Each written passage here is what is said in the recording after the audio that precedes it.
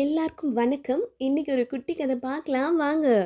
முன்பொரு காலத்தில் காட்டில் மின்மினி பூச்சி ஒன்று வாழ்ந்து வந்தது. அது அங்கும் இங்கும் சந்தோஷமாக ஆடி பாடி சுற்றி கொண்டே இருந்தது. ஒரு நாள் காகம் ஒன்று அந்த மின்மினி பூச்சி வருவதை பார்த்து கொண்டிருந்தது. அந்த மின்மினி பூச்சி அருகில் வந்தவுடன் தன் வாயை திறந்து அதை சாப்பிட முயற்சி செய்தது காகம். அந்த காகத்திடமிருந்து மின்மினி பூச்சி தப்பித்து கொண்டது.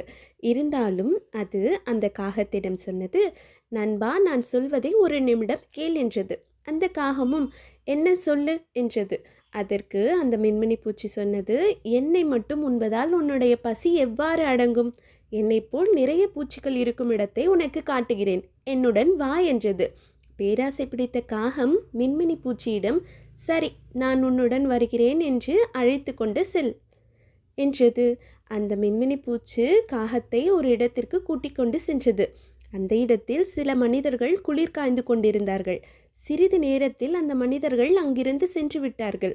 அங்கு எரிந்து கொண்டிருந்த தீயில் இருந்து சில நெருப்பு பொறிகள் வெளியே வந்து கொண்டிருந்தது. அந்த நெருப்பு பொறிகளை மின்மினி பூச்சி காகத்திடம் காட்டி சொன்னது, இங்கு பார்த்தாயா, என்னை போல் எவ்வளவு மின்மினி பூச்சிகள் பறந்து கொண்டிருக்கின்றன. பேராசை பிடித்த காகம் எதை பற்றியும் யோசிக்காமல் அந்த நெருப்பு பொறிகளை போய் சாப்பிட ஆரம்பித்தது. அந்த நெருப்பு பொறிகளை சாப்பிட்டு காகத்தின் வாய் உடனே எரிய ஆரம்பித்து விட்டது. உடனே அந்த காகம் சொன்னது, இது என்ன பூச்சு? இதை சாப்பிட்டால் இப்படி வாய் எரிகிறதே, எனக்கு இந்த பூச்சி எதுவும் வேண்டாம் என்று சொல்லிவிட்டு அங்கிருந்து பறந்து சென்றது காகம்.